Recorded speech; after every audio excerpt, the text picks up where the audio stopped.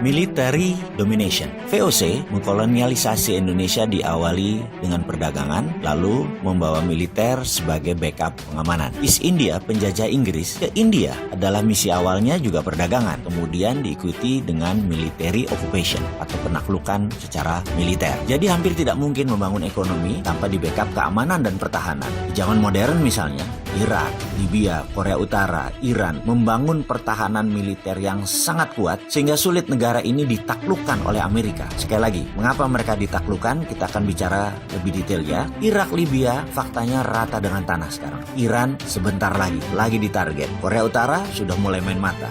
Kita lihat Timur Tengah. Qatar baru-baru ini ada main dengan Rusia. Langsung ditampar Amerika sehingga terpaksa tersungut-sungut membeli produk Amerika yaitu jet fighternya senilai 100 billion dolar. Turki kemarin juga ditampar dengan Amerika dengan kudeta. Untung dibocorin oleh Rusia dan Rusia bisa menyelamatkan Erdogan. Rusia sekarang menjadi pelindung Turki. Syria beberapa saat yang lalu dihujani 100 peluru kendali exocet oleh Amerika dari kapal induk mereka. Tapi hanya 21% yang masuk. Sisanya diblok dengan umbrella roket Rusia. Semua di counter bloknya di udara. Terlihat Rusia sangat kuat ternyata pertahanan militernya. Amerika serang Syria tersebut hanya bertahan sehari kemudian mundur lagi. Amerika kalah di Syria. Rusia pemenangnya. Dan ini adalah military domination. Kita lanjut tentang military domination. Cina menekan Nepal. Cina perang dengan India di Kashmir. Cina menekan Myanmar. Semua dengan militer karena mereka semua adalah home soilnya Cina. Dengan Taiwan. Dengan semua negara Cina yang nempel di perbatasan, Cina menekan mereka semua. Karena bagi Cina penting menjaga border darat tersebut. Secara kalkulasi, untuk urusan military domination, Amerika masih nomor 1 di dunia. Amerika anggarannya adalah 1.000